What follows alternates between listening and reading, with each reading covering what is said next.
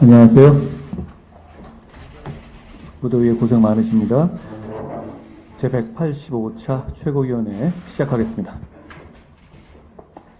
어제 더불어민주당의 전당대회가 있었습니다. 이재명 신임 당대표님의 당선을 축하드립니다. 어제 하신 대표 회담의 제의도 대단히 환영한다는 말씀을 드립니다. 조속한 시일 내에 이 시간과 장소를 잡았으면 좋겠습니다. 대표회담을 통해서 여야가 지금 미루어지고 있는 여러 민생 과제들에 대해서 실질적인 많은 결과를 낼 수 있었으면 좋겠습니다. 다양한 의제에 대해서 허심탄회하게 논의하게 되기를 기대합니다.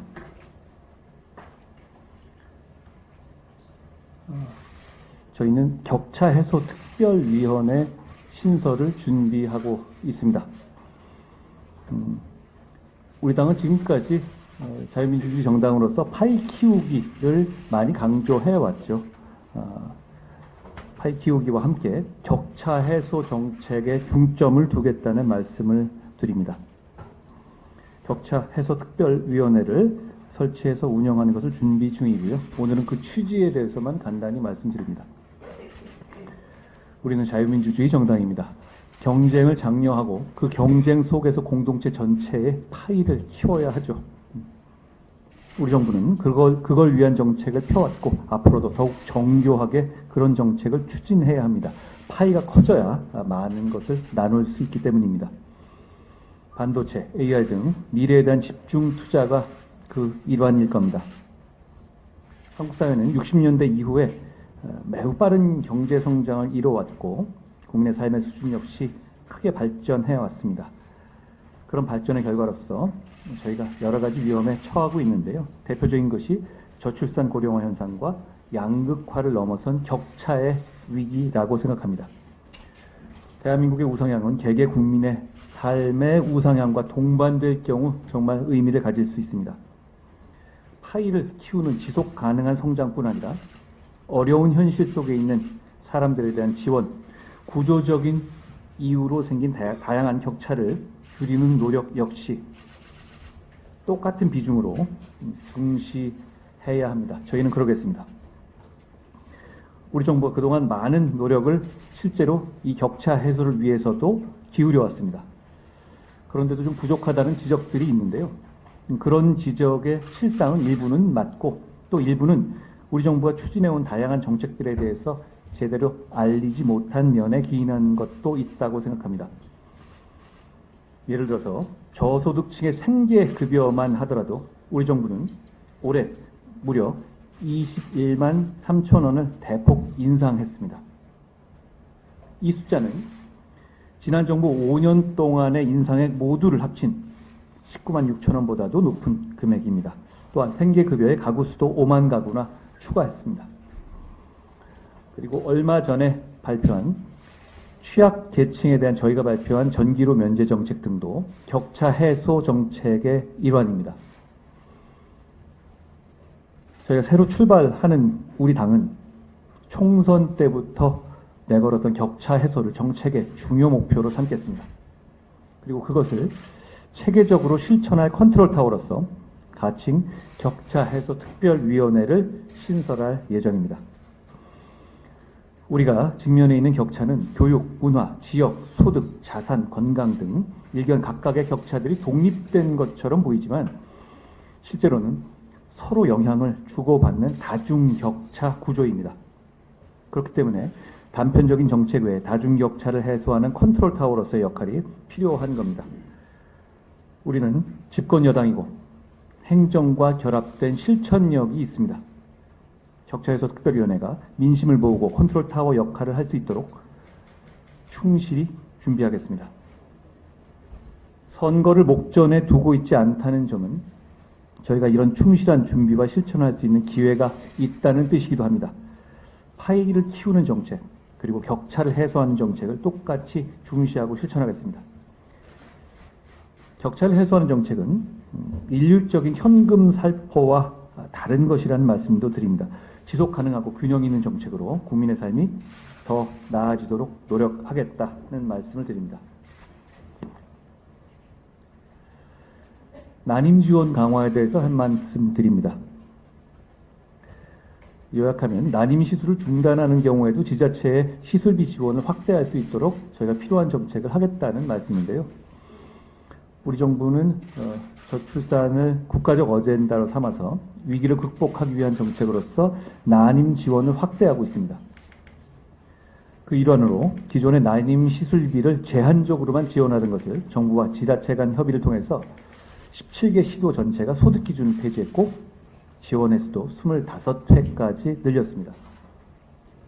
그런데 난포에 난자가 없는 공난포가 발생하거나 미성숙 난자를 채취하는 경우에는 일부 지원을 받지 못하는 경우가 있다고들 합니다.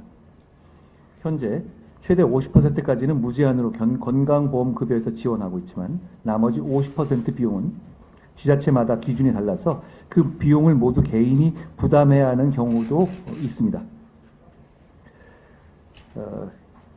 난자를 채취하고 몸에 부담이 가는 시술도 힘에 겹고 공포스러운데 값비싼 시술비까지 실패해서 나오는 그런 실망감에 더해서 값비싼 시술비까지 감내해야 하는 상황인 겁니다.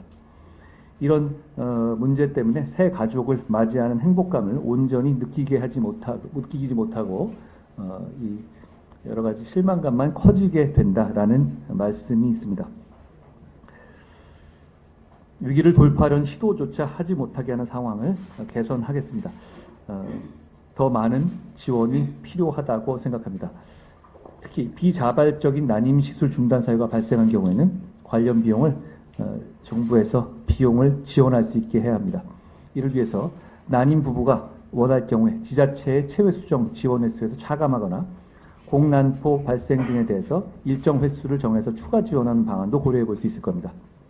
그리고 결과적으로는 향후 건강보험처럼 횟수 제한 없는 지원까지 필요하다고 생각합니다.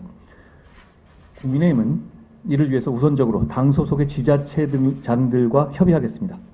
당정 간 건강보험급여 지원을 확대할 수 있는 방안도 함께 논의하겠습니다. 이걸 단 한 번에 해결할 수는 없을지 모르지만 국가적 과제를 해결하기 위해서 중앙정부에서 그리고 우리 국민의힘에서 관심을 가지고 해결해 나가야겠다는 말씀을 드립니다. 코로나19 바이러스가 확산하고 있습니다. 물론 초기와 달리 변이를 거치면서 치명률이 많이 약해졌다고들 합니다. 그렇지만 환자 전염력은 높아졌기 때문에 일상생활에서 국민들께서 불안을 느끼지 않도록 저희가 질병관리청에서 지난주에 26만 명의 치료제를 추가 확보했다라는 발표를 했습니다. 저희가 정부와 함께 잘 대처하도록 최선을 다하겠습니다. 제 말씀은 오늘 여기까지 하겠습니다. 네. 더불어민주당의 이재명 대표를 비롯한 신임 지도부 선출을 축하합니다. 여야 지도부 구성이 마무리된 만큼 국민과 민생을 위한 협치의 리더십을 보여줄 것을 기대합니다. 이번 민주당 전당대회 경선은 이재명 대표의 당 장악력을 보여준 무대였습니다. 왜 이렇게 김민석 표가 안 나오냐는 이재명 대표의 한마디에 김민석 후보가 1위로 올랐었고, 초반 돌풍을 일으켰던 정봉주 후보는 명파리를 잘라내야 한다는 반명 발언으로 끝내 낙선의 고배를 마셨습니다. 그 대신 그건 등 막말을 쏟아내며 낯뜨거운 명비어천가를 힘차게 외친 후보들이 대거 당선되었습니다. 친명 마케팅 경연장이었던 민주당 전당대회 결과를 두고 당내 다양성이 실종된 일국체제에서 당내 민주주의가 질식될 수밖에 없을 것이라는 우려가 제기되고 있습니다. 민주당 지도부는 경청하시면 좋겠습니다. 그나마 전당대회 내내 이재명 대표는 먹고 사는 문제가 제일 중요하다고 외친 만큼 민생을 위한 진정성 있는 협치의 발걸음을 기대합니다. 국민의힘은 민생을 위한 협치에 언제든 함께 할 준비가 되어 있다는 말씀을 드립니다.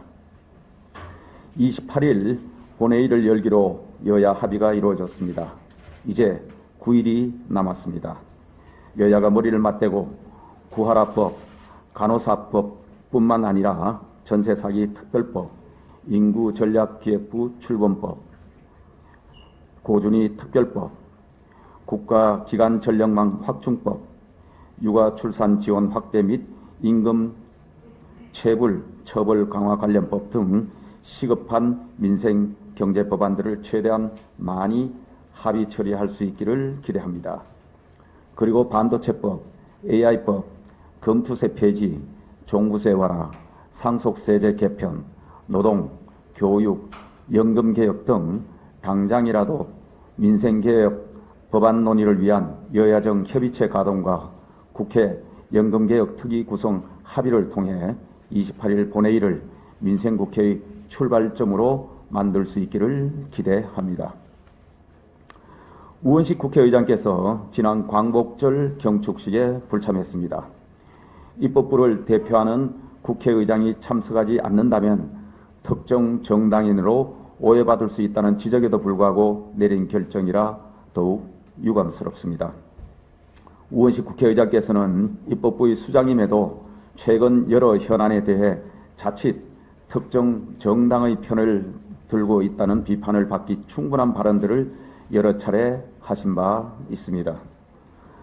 백범 김구 선생 추모식에서는 대북 전당과 대북 확성기 방송 중단을 촉구하고 경제부총리를 만난 자리에서는 정부의 건정재정 기조를 비판하기도 했습니다. 방송장악사법의 야당 단독 강행 처리에 협조하고 나서는 대통령의 제2요구권 행사에 신중을 기하라고 요구하는 등 최상병 특검법 투표 때에 이어 또다시 대통령 고유 권한에 대해 월권성 발언을 했습니다. 우원식 국회의장께서는 더 이상 특정 정당 소속의 정치인이 아닙니다. 입법부의 수장으로서 오직 국민 편에서 중립적으로 균형감 있게 임해 주실 것을 요청드립니다. 의사봉을 칠 때마다 한 번은 여당을 보고 한 번은 야당을 보고 마지막으로 국민을 바라보며 의사봉을 두드리겠다는 이만섭 전 국회의장님의 말씀을 다시 한번 전해드립니다. 이상입니다. 민주당의 전당대회가 끝이 났습니다. 이재명 대표와 최고위원으로 당선되신 분들께 축하의 말씀을 전합니다. 다만 귀를 의심케 하는 막말로 국회의 품격마저 강성 지지층에 내다 팔고 최고위원 당선의 영예를 아는 분들이 있다는 점에 대해서는 유감을 표하지 않을 수 없습니다. 이재명 대표는 수락연설에서 민주적 가치를 위협하는 모든 억압에 단호히 맞서 국민의 정치 참여를 확장하겠다고 했습니다. 그 말이 진심이라면 국회의 품격과 표를 맞바꾼 행동에 대해 사과부터 하는 것이 마땅할 것입니다. 이재명 대표는 또한 수락연설에서 긴급한 국가 과제는 산적한데 정치는 뭘 하고 있느냐 국민께서 묻습니다. 정치의 가장 큰 책무는 바로 국민의 삶을 보살피고 희망을 만드는 것입니다. 정치를 살려 국민께 희망을 드려야 합니다라고 강조했습니다. 적극 공감하고 맞는 말씀입니다. 그러나 경찰과 검찰 공수처에서 수사하고 있는 사안을 그저 마음에 들지 않는다는 이유로 특검으로 해결하자며 정쟁을 일삼는 것이 정치의 역할은 아닐 것입니다. 두 번이나 부결된 해병대원 특검법을 제2요구에 의해 부결되자마자 득달같이 다시 발의하는 것이 국민께 희망을 드리는 일은 아닐 것입니다. 사법 리스크에 직면한 당대표를 살려보겠다고 탄핵을 몰아붙이며 청문회를 열어 증인과 참고인들을 모욕하는 것조차 서슴지 않는 것이 국민의 삶을 보살피는 일은 더더욱 아닐 것입니다. 이재명 대표는 이미 제3자 특검은 수용할 수 없다고 밝혀놓고 어제 수락연설에서는 여전히 민주당 발의 특검안이 최선이라면서도 특검 도입을 전제로 더 좋은 안이 있는지 열린 논의를 기대한다고 밝혔습니다. 대법원장이 추천하는 제3자 특검안을 수용하겠다는 것인지, 아니면 여전히 특검 추천만큼은 민주당이 해야 한다는 것인지, 제3자로 하더라도 그 제3자는 민주당이 콕 찍어주는 제3자여야 한다는 것인지 도대체 모르겠습니다. 제3자 특검안을 제안한 것은 이재명 대표가 말한 것처럼 긴급한 국가 과제는 산적한데 정치는 무엇을 하고 있느냐는 국민들의 질책에 답하기 위한 것이었습니다. 민주당이 그리고 이재명 대표가 정치를 살려 국민께 희망을 드리고자 한다면 특검법 남발과 무책임한 탄핵무리를 중단하는 것이 우선일 것입니다. 제3자 특검안을 수용하고 정쟁 국회를 민생 국회로 돌려놓을 진정성이 있다면 이미 제출된 위헌적인 특검안을 철회하고 더 이상의 특검법 발의와 탄핵 청문회를 중단하겠다는 선언부터 하는 것이 순서일 것입니다. 박찬도 원내대표는 국민의힘을 향해 10일 이내에 제3자 특검안을 제출하라고 요구하고 있습니다. 국민의힘은 당내에서 필요한 논의를 진행할 것입니다. 그러나 국민의힘은 이재명 대표 한마디에 곧바로 당론이 되고 곧바로 법안이 튀어나오는 그런 정당은 아닙니다.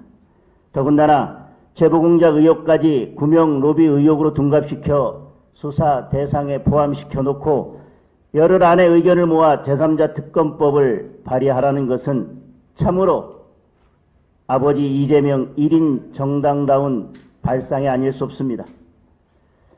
공수처에 촉구합니다. 신속하게 수사를 마무리하고 국민들의 의혹을 해소하기 바랍니다. 국민들이 묻고 있습니다. 도대체 1년 가까이 무엇을 하고 있는지. 아직도 결론을 낼 만큼 수사가 진행되지 않았다면 공수처는 그 어떤 수사도 할 능력이 없다는 반증일 것입니다.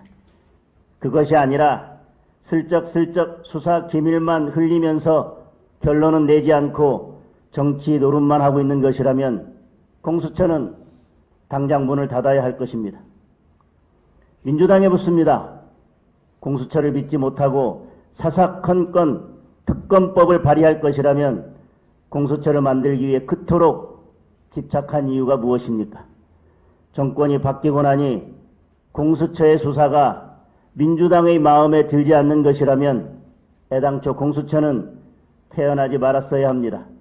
그리고 그에 대해 민주당이 국민께 사죄해야 할 것입니다. 제3자 특검안에 대한 논의의 출발점은 정쟁에서 벗어나 민생으로 돌아가자는 것입니다. 이재명 대표나 박찬대 원내대표가 전당대회 막바지에 꺼내든 제3자 특검법이 금투세에 관한 토론 제안을 피해가고 최고위원 출마자들의 돌이킬 수 없는 막말을 덮기 위한 국면 전환용 떠넘기기가 아니길 바랍니다. 특검법과 탄핵에서 허우적대는 민주당을 향해 국민들이 묻고 있습니다. 긴급한 국가 과제는 산적한데 지금 어디에서 무엇을 하고 있느냐고. 이상입니다.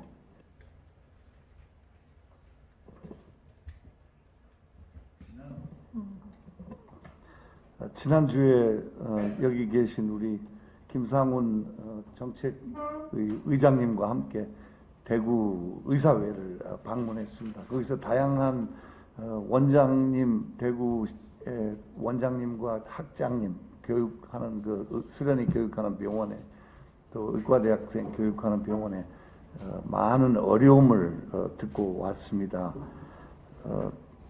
특히 우리가 또 앞으로 전반적인 건강보험 개혁에 있어서는 그 필수 의료와 또 전공의들이 피하는 굉장히 어려운 요즘 기피 현상이 있는 과들을 어떻게 더 전공의들이 쉽게 접근하고 쉽게 지망하고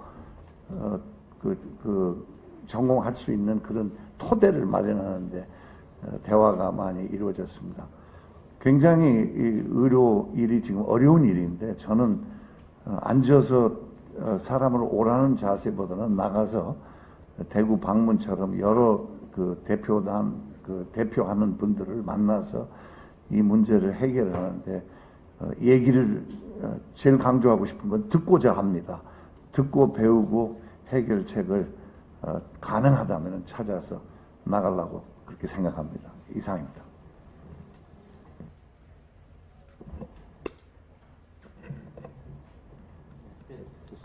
네, 장동혁 위원께서 민주당의 이재명 대표의 수락 연설에 대한 반론이 있었기 때문에 문재인 대통령의 연설에 대한 반론을 짧게 말씀드리겠습니다. 문재인 대통령은 연설에서 김대중, 노무현, 문재인으로 이어지는 민주정부가 역대 가장 유능한 정부였다. 이렇게 얘기하고 있습니다. 과연 이런 얘기를 해도 되는가라고 하는 질문을 하지 않을 수 없습니다. 문재인 대통령의 부정적인 레거시는 이루 헤아릴 수가 없습니다. 정치 영역만 해도 소위 드루킹의 댓글 사건에서 울산시장 선거에 대한 개입, 그리고 소위 팬덤과 그리고 온라인상에 있어서의 폭력이 개입된 이 정치가 바로 문재인 대통령 시절부터 시작된 것이다. 이렇게 얘기를 드릴 수가 있습니다. 그리고 그 유산이 지금 현재 한국 정치의 고스트처럼 돌아다니고 있는 것도 또 현실이다. 이렇게 얘기 드릴 수가 있습니다. 그렇다라고 하면 이것만 해도 반성해도 못할 텐데 이 가장 유능한 정부였다라고 얘기하는 것은 정말 어불성설이 아닌가 하는 얘기를 드릴 수밖에 없습니다. 국가 경제를 가장 어렵게 했던 것은 물론이고 가계 부채도 역대 최고로 늘렸던 정부이기도 합니다. 민생을 가장 어렵게 했던 정부이기도 했습니다. 그것뿐만 아니죠. 북한 우리는 탈원전하겠다라고 하면서 북한의 원전을 짓는다라고 하는 프로젝트도 계획이 되었던 것으로 알려지고 있습니다. 뿐만 아니라 북한의 한강 하구 해도를 넘겨주기도 했었고요. 그리고 USB에는 도대체 뭐가 담겨 있었던 것인지 아직 알려지지 않고 있습니다. 더욱더 중요한 것은 우리 서해 공무원의 죽음을 엄폐하고 조작했던 사건 역시도 아직 제대로 진상이 규명되고 있지도 않고 사법적인 책임을 제대로 지고 있는 것도 아닙니다. 이럼에도 불구하고 가장 유능한 정부였다라고 어떻게 얘기할 수 있는가라는 질문을 드릴 수밖에 없습니다.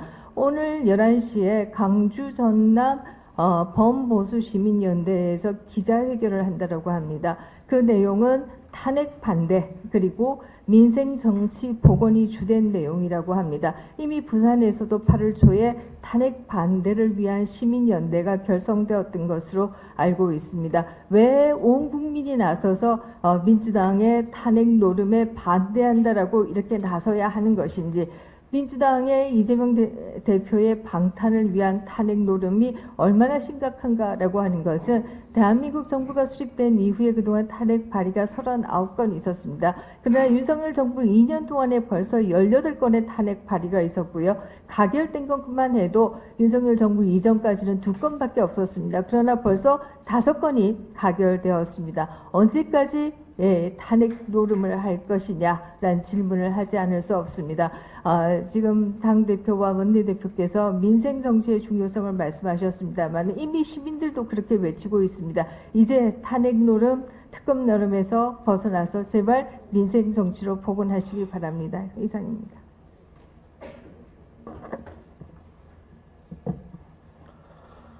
지난 12일 본 의원실이 개설한 체육계 비리 국민제보센터의 제보가 쇄도하고 있습니다.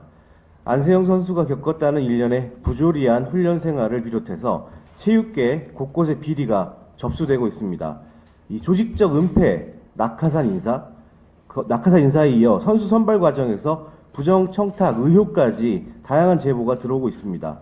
이는 지금까지 체육계 관행의 문제점과 제도적 미비점이 심각하다는 것을 증명하고 있습니다.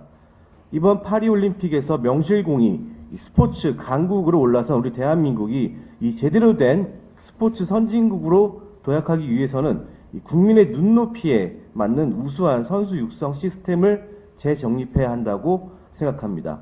그 시작은 불합리한 제도 개선과 부적절한 관습 혁신을 지속 가능한 방향으로 관철해 나아가는 것입니다. 이 작금의 논란을 일으킨 체육단체나 주무기관인 대한체육회는 면피성 언론 플레이에 치중하거나 변명만 늘어놓기보다는 이제는 스스로 개혁하는 모습을 보여야 할 때라고 생각합니다. 체육계 전반을 살펴 잘못된 관행이나 부정 비리가 있다면 끝까지 추적해서 진상을 규명하고 제도에 미비점이 있다면 개선하는 데 최선을 다할 것을 약속드립니다. 이상입니다.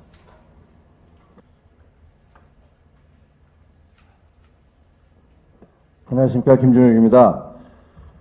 처음에는 아무런 재미도 감동도 없었던 민주당 전당대회가 막판에 국민들을 경악하게 할 이변을 연출하면서 막을 내렸습니다.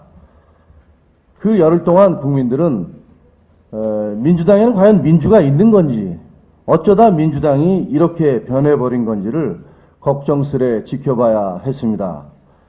정봉주 후보는 경선 초반 돌풍의 주인공이었습니다. 하지만 이른바 명비어천가를 거부하면서부터 그의 비극은 시작됐습니다.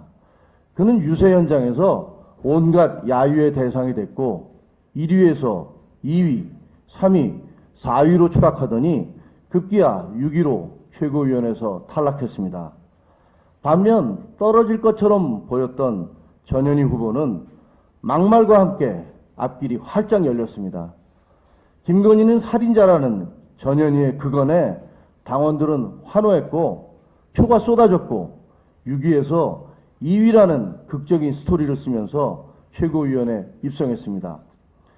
앞으로 민주당에선 일방적 칭송과 이견을 불허하는 집단주의와 극단적 폭언이 난무할 것이 뻔해 보입니다.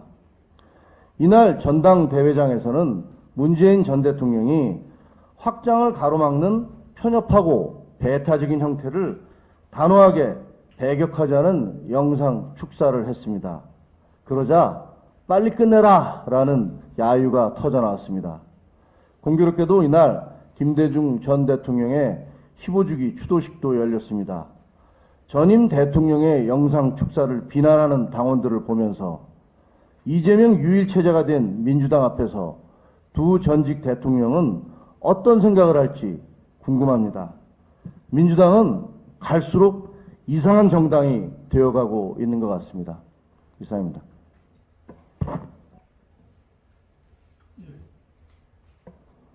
예, 반도체 산업 경쟁력 강화 촉진을 위한 특별법, 우리 당내에서 세 분의 국회의원께서 발의를 하셨는데 지금 현재 통합 발의안을 마련 중에 있다는 말씀을 드리겠습니다. 정부 차원의 투자세 공제 지원 강화, 또 반도체 산업을 지원하는 총괄 컨트롤 타워 신설, 또 반도체 전략기술 정보의 유출에 대한 처벌 강화 등의 여러 가지 지원안을 마련하고 있는데 지금 현재 관계되는 각 정부 부처의 의견 수렴 과정에 있다는 말씀을 드리겠습니다. 영의원 전기차 화재 사건 때문에 국민들께서 많이 불안해하고 계시는데 정부 측과 함께 이미 일부 언론에 기사화된 내용도 있습니다만은 과충전 방지 시스템이라든지 또 우리 배터리 이력 관리라든지 이런 정부 측과 마련한 이런 협의안을 8월 중에 당정 협의를 거쳐서 대책을 발표할 수 있도록 하겠습니다. 온풀법에 대한 언론과 국민들의 관심이 많으신데 온라인 플랫폼 독과점 규제 그리고 온라인 플랫폼 가불관계 규정에 대한 내용을 현재 공정거래위에서 부처 간 이견 조정 또 업계 의견 수렴 중에 있습니다. 그 안이 마련되는 대로 우리 당에서 의원 발의 형태로 발의해서 야당 측과 협의를 하도록 하겠습니다. 온라인 플랫폼과 관련해서 더 이상 피해자들의 소비자들의 피해가 발생하지 않도록 최선을 다하겠다는 말씀드리겠습니다. 이상입니다. 사무총장이 당무 관련 한 가지 보고를 드리겠습니다. 당 사무처 및 여의도 연구원에 대한 조직 진단을 실시하겠습니다. 특히 이번 조직 진단은 우리 자체적으로 실시하는 것이 아니고 세계 유수의 외부 전문 컨설팅 업체에 의뢰하겠다는 말씀을 드립니다. 아마 우리 당 역사상 효율적인 조직 정비를 위해서 자율적으로 외부 전문 컨설팅 업체에 용역을 의뢰한 것이 처음이 아닌가 싶습니다. 지난 수십 년 동안 많은 정치적인 변화가 있었고, 그리고 정치관계법이나 근로기준법이 바뀌었음에도 불구하고 사무처 구조는 전혀 그 환경 변화에 맞는 변화를 하지 못하고 그대로 유지되고 있습니다. 또한 싱크탱크 역할을 해온 여의도 연구원도 본연의 기능을 상실했다는 지적이 꾸준히 제기되고 있습니다. 당 조직 전반이 정치 환경은 급변하는데도 불구하고 이에 따라가지 못해서 유연성과 탄력성이 저하되어 있다고 저희들은 판단을 하고 있습니다. 당이 민의에 신속히 반응하고 민첩하게 대응할 수 있도록 유연한 구조, 업무 분담과 효율성 제고, 성과에 따른 인센티브 제공, 구성원들에 대한 충분한 동기부여, 그리고 편중되어 있는 직급별, 부서별 인원 조정을 통해서 당 사무처와 여의도 연구원이 선거에서 이기는 조직으로 정비하고자 합니다. 현재 세계적으로 유명한 컨설팅 업체 등의 견적을 의뢰해 놓고 있습니다. 이후 조직 진단 작업은 우선 9월 초까지 용역업체를 선정하고 11월 말까지 3개월여간 용역 작업을 실시하고 12월부터는 용역 결과를 반영해서 조직 개편을 작업 실시하고 내년 1월부터는 본격적으로 새로운 조직 체계를 도입 운영하고자 합니다. 이와 관련해서 수시로 최고위원회 보고 드리도록 하겠습니다. 이상입니다.